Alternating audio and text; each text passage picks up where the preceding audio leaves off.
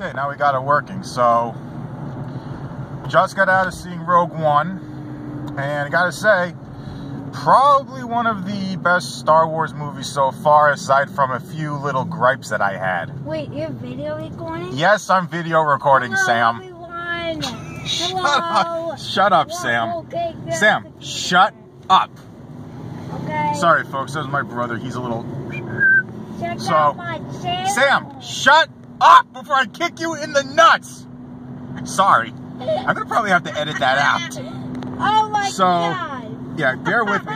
This is my first time doing a video while... No, I'm not going to say that, so I need to get a freaking tripod. So if I'm not really looking at the camera, it's probably because I'm driving. So I had a couple of big gripes with this movie going in from the get-go. Mostly because of a certain line in the original 1977 film. Specifically, I have traced the rebel spies to her. Now she's my only link to finding their secret base. Now, what does that mean? Well, I guess someone else was vlogging while driving home. So basically, the now she's my only link to finding their secret base line in the original episode 4 Star Wars basically means that, yeah, everybody dies. So you kind of get that weird, like, melancholy feeling watching the film, because it's pretty much like watching the prequel of The Thing, where you know everybody's gonna die, because none of these people are in the sequel except for the staple characters, and otherwise, aside from the holy shit, we need to tie everything together, so they stick in the Tantive 4, and yes, it is pronounced the Tantive 4, not the Tantive 4. You know how I know that? Because of the NPR radio show. Yes, fuck you, Disney's wrong, that's how you pronounce it. So basically, that's what we got. Damn, it is windy out. So the performances are pretty damn good. Everything with what's that actress's name again? Felicity Jones. Thank you. Everything about Felicity Jones' character basically is the complete opposite of Rey, who basically was a straight up Mary Sue that knew everything right away. But they flesh out more of a backstory of the, yeah, she was actually trained by the rebellion, she ran away, got in trouble, blah, blah, blah, blah, blah, blah, blah, blah, blah, to give her more of a rounded out story than, holy shit, I'm a woman, I'm good at everything. Yeah, I don't really care if I offended any of you by saying that, because this was a solid female character. K2SO, very reminiscent of those of you who are familiar with Knights of the Old Republic. He was extremely reminiscent of HK-47. Like, they can see your face? Especially, yes, they can see my face. So, yeah, especially the fact when he just, like, beats the living crap out of everybody. And then you have Donnie Yen, who's basically the blind priest. A literal Asian stereotype. Like, literally, he's a guardian of the wills, whatever the hell that means. They don't really explain it other than they're non-Jedi Force priests, guardians of the Kyber crystals. And for some wacky freaking reason, Peter Cushing's in this movie, but I thought he died in 1993. Well, I guess CGI has gone to... What? What? He died in, like, the early 90s. I mean, I know that they actually gave someone makeup 10 years ago to make him look like Peter Cushing when they did Revenge of the Sith, but in this film, they actually went full on, because he was actually on screen longer than Darth Vader. I mean, to tell you the truth, Vader didn't even... He died in 1994. Okay, I was close. Okay, I was close. Shut up. You're very smart. Shut up. So basically, no one's gonna watch your stupid channel. So basically, yeah, Vader's on screen for all of like 10 seconds. You get to see a little bit of Anakin. That's not a spoiler, because Like, you saw the pictures with the back of the tank. You heard everybody talking about the back of the tank. And I gotta switch lanes. Yes, I'm driving, shut up.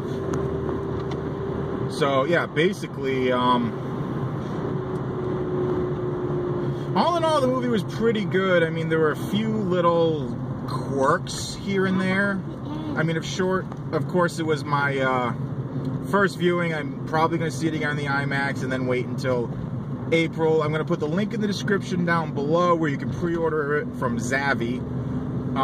Yes, I know Zavvi's in England, but it's a Disney movie, and Disney Blu-rays are region free. And the best part is it comes in 3D for those of you who have a 3D setup. Yeah. Vader showed up a couple of times, and believe me, he fucked shit up. I mean, the very end of the movie was, again, I compare it to the prequel for The Thing, because it was kind of the same deal, where they kind of, to quote the behind the scenes, the end of the movie they kind of had to do by autopsy. They had to go, okay, so how did we get from here to here? For the most part, it worked out pretty well, except for a few nitpicky, non-spoiler things. For those of you who have actually seen the original Star Wars, you know that the Death Star plans are on a CD, or something that looks like a CD. But in this film, they're on what kind of looks like a, for those of you that work in businesses where you use smart cards, it kind of looks like a really big smart card. There's no shoved-in love interest, which is kind of a letdown, because towards the end, I kind of was hoping that, Jin and, what the hell's that guy's name that looks like Kyle Katarn? I don't know, I just saw the movie, I can't even remember his name. Man, the cops are out in force tonight. Damn. What? Quiet. So, yeah, I was kind of hoping, like, when they, yes, it's not a spoiler because it's a prequel. You know that everybody dies, because Vader basically said in the original film that everybody dies. So, yeah, everybody dies. So, basically, you have this gorgeous scene, which I'm saying this right now, and other YouTubers better not copy me on this one. When the Death Star basically shot the planet where they got the plans with low power, of course, yeah, low power, a planet killer on low power still fucks shit up pretty bad. It creates this gorgeous, what I'm calling a Death Star sunset. I mean, they just sat there and held hands. I honestly thought they were going to kiss. I honestly thought that they were going to kiss. Why? Well, I imagine some women find him attractive, and Felicity Jones is damn attractive, even with, nah, she is extremely attractive, and, yeah, let's call it 8 out of 10 would bang. And I say 8 out of 10 because any higher than that, I have no chance in hell. I mean, you guys should see me what I look like with better lighting. So, damn, another red light. Recording for like 10 minutes. So basically, I mean, depending on how this one comes out, I may do a better one with actual better lighting. But for the most part, Rogue One was a damn good movie. It was a little bit long. At sometimes, you could feel the runtime at some points. But unfortunately, once they get to the planet where the Death Star plans are, you kind of, everything snaps into place and you figure out the rest of the movie, which is kind of sad. I mean, it's a good movie. Honestly, I would replace Return of the Jedi with it. So, the new Star Wars saga, of course, now, the quote-unquote new trilogy, is Rogue One, Star Wars, Empire. I mean, you can leave the teddy bear picnic shit wherever. I mean, yeah, okay. Another downside, I mean, it's not really a downside, it's more of a, I'm gonna be a little bit nitpicky. No John Williams. They got the guy, I mean, what is wrong with Star Trek lately? I mean, first they lose J.J. Abrams to do Star Wars, and now they lose their composer. I'm not going to say his name because I don't want to butcher the pronunciation of his last name because it looks really Italian, and I don't want to butcher it. But the score was okay, I guess, but it fit the movie, but it just didn't feel Star Wars. I mean, some of the video games had better music. I mean, honestly, they should have got the guy who did the music for Knights of the Old Republic, who also did Skyrim and a bunch of the Elder Scrolls game, Jeremy Sule. I apologize if I'm butchering that name, but I would have much rather had him do the music, because his music in Star Wars felt good. It felt like a Star Wars movie. I mean, yeah, this felt like a Star Wars movie, but it felt more like an Empire movie. Mostly because of the very, very trumpety music. Very, very brass. Lots of brass music. I mean, there wasn't much, like, melodies. There weren't very... It just went... Yeah,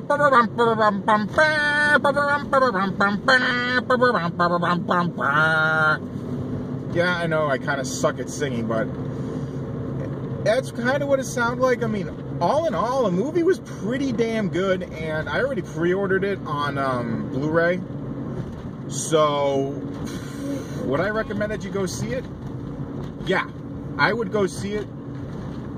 But, I mean, it may be a little bit too dark for kids. I mean, there's nothing inappropriate in it at all. There's literally no sex jokes. There's no 1138. There's no Wilhelm scream either, but for the most part, it's a pretty damn good movie. And, well, aside from Forrest Whitaker, I mean, they gave a bit of a backstory to why his character's a little... But, all I can really think of with him is, I love these cups of tea, man. Is there tea in this Long Island iced tea? I love these cups of tea, man. She went that way. We interrupted them. I'm sorry my empathic skills got everyone killed. For those of you that don't understand that, that's a reference to Species. Another movie that, honestly, when my brother back there, who keeps plugging his channel like an idiot, asks me where babies come from, I'm going to let him watch that movie. I didn't. You keep plugging your channel. Shut up. So, yeah, basically, I would recommend that you see this movie. It's a good addition to Star Wars, and... Sam, stop. I'm going to get this flagged. Okay? So, basically, like I said, this video's me driving in a car. I mean, I've seen the Flick Pick do it a million times, but he has a tripod, I don't, and he actually has sponsors, and he's a lot funnier than I am. But, what was I talking about? Oh, yeah. So, yeah, Rogue One. Go see it. Highly actually, I don't know about the 3D. I mean, Force Awakens had some atmospherics that were good in 3D. I mean, it looked like a movie that would be good in 3D. This one, I'd have to see it again in non-3D to see if I like it in 3D. But I kind of liked it. It looked decent. But in retrospect, it could have been not in 3D. and I still would have enjoyed it. Although I went to a different theater, which was actually a better theater, actually. I'm not going to the one near the mall anymore. But, yeah, so... aside from the, oh crap, we have to get these movies to match up shenanigans towards the end of the movie, it's like... You know what, I'll just spoil it, just let you guys know.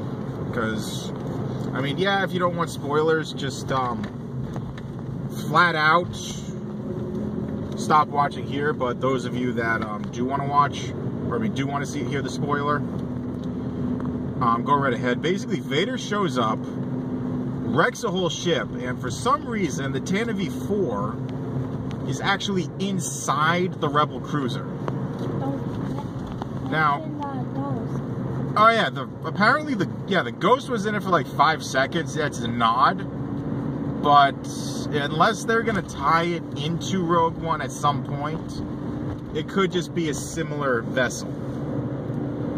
I mean, I highly doubt that it was the Ghost. It looked like the Ghost from the Rebels show on Disney XD. But for the most part, I honestly don't really think that it was the actual Ghost spaceship from the show. I don't think it was Phoenix Squadron because they're not part of that part of the rebellion. But, yeah, back to when the Tantive shows up. It basically comes out of the docking bay of some giant Mon Calamari ship. For some reason, even though there was a little scene earlier on where between Mon Mothma and Bail Organa, where he basically says, I'm going to go get my Jedi friend. If he went to go get his Jedi friend, what's he doing sitting on board that ship? And how did the princess, how did he get back to Alderaan and she get all the way back to Yavin 4? I mean, it's mind-boggling how that ship got there in the first place. But other than that, it's a damn good movie. So, yeah, stay tuned. And I'm gonna have some unboxings for you guys. I got a new subwoofer with some other like little isolation feet, and I also got a new Blu-ray player coming. The Oppo. I did realize it is actually pronounced Oppo when I called them to get some tech support questions. So, yeah, Rogue One, go see it. I'm actually pulling into my driveway right now, so I gotta bring this to a close. But, yeah, for the most part, Rogue One was a pretty damn solid movie. I would highly recommend you guys go see it, 3D or not. And, yeah, see you guys when I do the unboxings. Bye. Chill.